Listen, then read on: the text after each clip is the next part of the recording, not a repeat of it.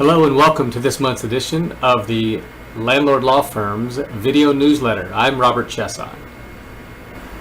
This month we will finish up our three-part series on the eviction timeline covering a summary process trial.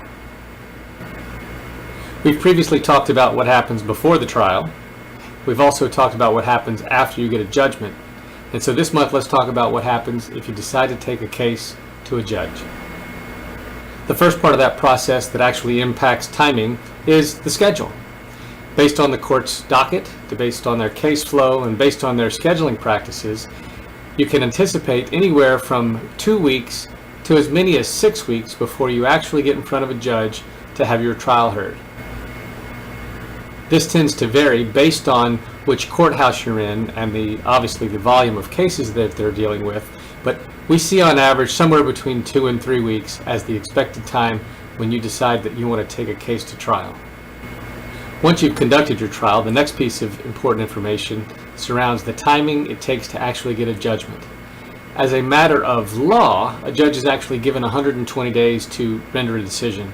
However, in most instances, pretty much across the state, we see somewhere between 5 to 7 days, perhaps up to 2 weeks, before a judge actually renders a decision based on the evidence that's been presented. Probably one of the most time-consuming risks about a trial is centered around the fact that if you win, if judgment is rendered in favor of the plaintiff, the defendant has a right to appeal the decision. That can take a long time. Appeals can be very time-consuming and very costly, and we've actually seen appeals that have taken as many as 2 years. Ultimately, the decision to take a case to trial is one that you need to take very seriously. They can be time-consuming, they can be costly, but ultimately they may be your only option when it comes to addressing the situation with a particular tenant. Make sure you discuss in detail what you can anticipate and what you can expect out of a trial for your particular case.